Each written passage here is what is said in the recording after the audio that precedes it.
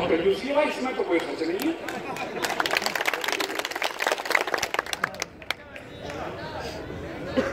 हम महक की तरह गुलों से उड़ते हैं और धुएं की तरह पर्वतों से। हम महक की तरह गुलों से उड़ते हैं और धुएं की तरह पर्वतों से।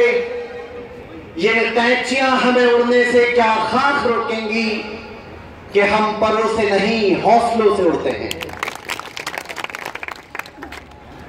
आज इस मंच पे मौजूद इस महफिल को सजाने वाले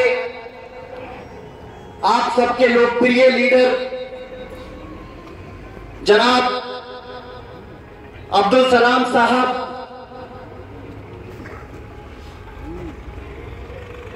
हाजी मुख्तियार साहब, चेयरमैन केमरी, परवेज साहब, जाकिर साहब, संचालन कर रहे मेरे बड़े भाई याकूब साहब, मुजफ्फर ठेकेदार साहब और तमाम ऐसे लोग जिनका मैं नाम नहीं जानता, पूरे जिले रामपुर से यहां इकट्ठे हुए हैं।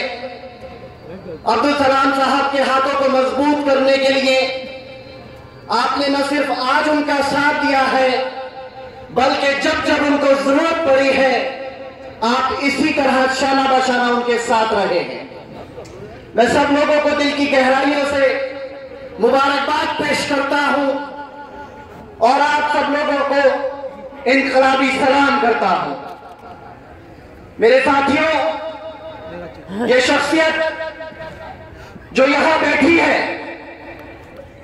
इसने उस दौर में आप लोगों की आवाज बुलंद की जिस वक्त एक फिरौन के खिलाफ यहां परिंदा भी पर नहीं मारता था। मुझे याद है कि जब आलियागंज के लोगों के ऊपर एक आफत टूटी थी तो आलियागंज के लोगों की नुमाइंदगी करते हुए हाफिज अब्दुल सलाम साहब और मैं लखनऊ जाकर उत्तर प्रदेश के राज्यपाल से मिले और वहां जाकर हमने उन मजलूमों की आवाज को बुलंद किया जिनको उस फिरौन के बुलडोजर ने तबाह और बर्बाद किया था। और मेरे साथियों, अब्दुल सलाम साहब उन मजलूमों की आवाज को बुलंद करते करते जेल तक गए। तो आज हमें इनके हाथों को न सिर्फ मजबूत करना है, बल्कि जो इनका हुक्म होगा उसको पूरे एहतराम और इज्जत के साथ मानना भी है। मेरे साथियों, ये लड़ाई दो झूठों के खिलाफ है। एक झूठा वो है जो केंद्र की सत्ता पर काबिज है और एक झूठा वो है जो रामपुर में टंकी नंबर 5 पे रहता है।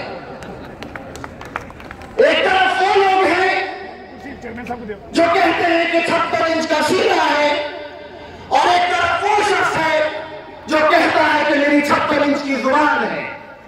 और ये लड़ाई उन लोगों से लड़ी जा रही है जो रामपुर के अंदर लगातार जुल्म ढा रहे हैं। ये लड़ाई वो लोग लड़ रहे हैं जिनका 56 इंच का दिल है और जिसके दिल के अंदर पूरे हिंदुस्तान के हिंदू और मुसलमान, सिख और ईसाई बसते हैं। मेरे साथियों, इन लोगों ने लगातार 2014 से लेकर आज तक अगर सिर्फ बोला है तो झूठ बोला है। 2 करोड़ नौकरियां, क्या यहां किसी को नौकरी मिली? यहां इतने लोग बैठे हैं, हाथ उठाकर बताएं किसी को नौकरी मिली है क्या? नहीं मिली है। एक जुमला छोड़ा गया कि हम 15 लाख रुपए देंगे। क्या यहां किसी को 15 लाख मिले? आवाज देकर बताइए।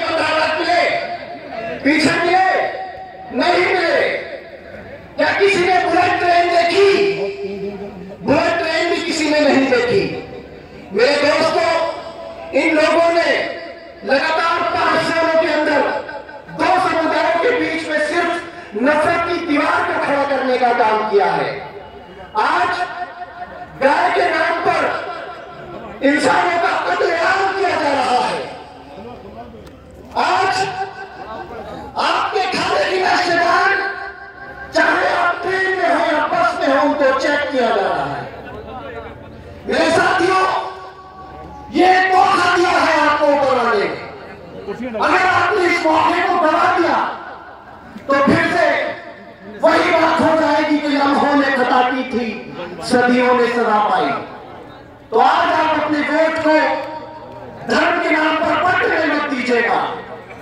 और मैं आपसे गुजारिश करता हूं, आपके मतभेद हो सकते हैं, इख्तिलाफ हो सकते हैं, लेकिन हम सब लोगों का दुश्मन एक है, रामपुर का दुश्मन एक है। उसको उठाने के लिए सब एक प्लेटफॉर्म पर आ जाइए और आने वाली 23 तारीख को कांग्रेस प्रत्याशी संजय कपूर का साथ देकर उनको पार्लियामेंट में भेजने का काम करिए।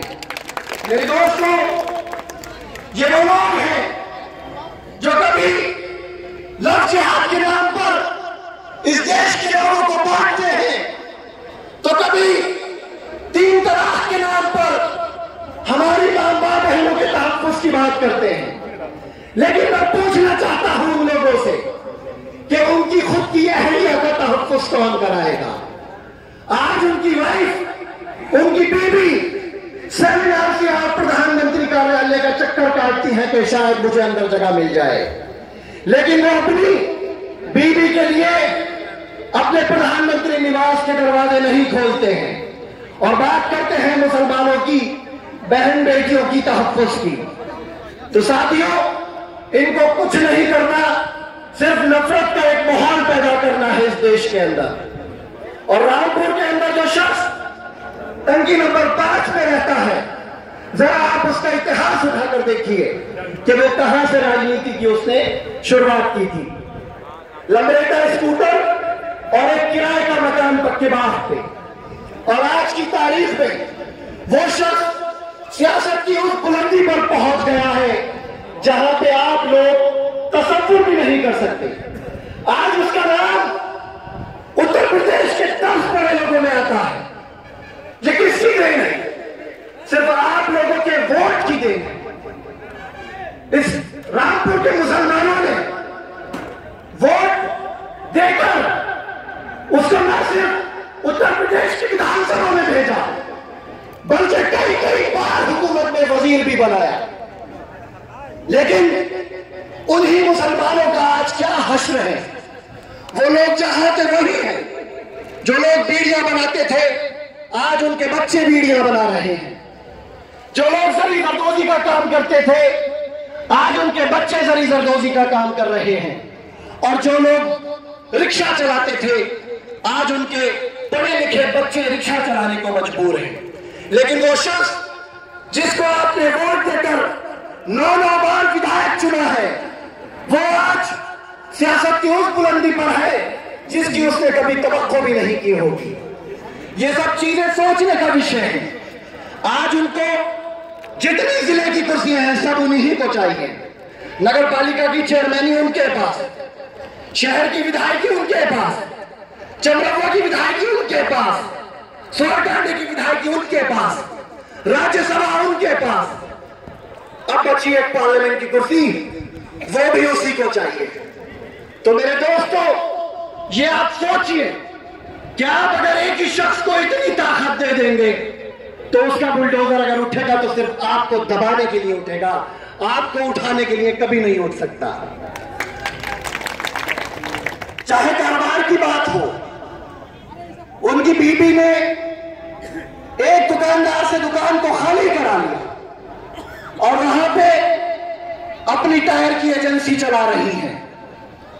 उनका बेटा सरकारी जगहों पे कब्जा करके प्लॉटिंग का काम कर रहा है।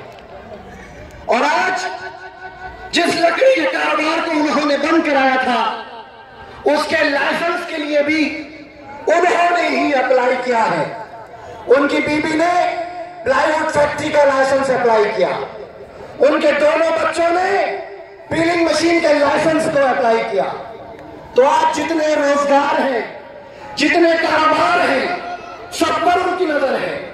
मैरिज हॉल भी वही चलाएंगे, प्लॉटिंग का काम भी वही करेंगे, प्राइवेट फैक्ट्री भी वही चलाएंगे, स्कूल भी वही चलाएंगे। तो रामपुर वालों को क्या मिलेगा? ये सब सोचने का विषय है। मैं बहुत अदब के साथ फिर से आपसे गुजारिश करूंगा कि आप हाफिज अब्दुल सलाम साहब की क़यादत में इनको और मजबूत करिए और आने वाली 23 अप्रैल को कांग्रेस का साथ देकर संजय कपूर को विजयी बनाइए। इस शेर के साथ अपनी बात को खत्म करता हूं कि लगेगी आग तो आएंगे घर कई सदमे। यहां पे सिर्फ हमारा मकान थोड़ी है, जो आज साहिब मसनद है कल नहीं होंगे किराएदार हैं, जाती मकान थोड़ी है। और सभी का खून शामिल है इस वतन की मिट्टी में, किसी के बाप का हिंदुस्तान थोड़ी है। बहुत बहुत शुक्रिया। अस्सलाम वालेकुम।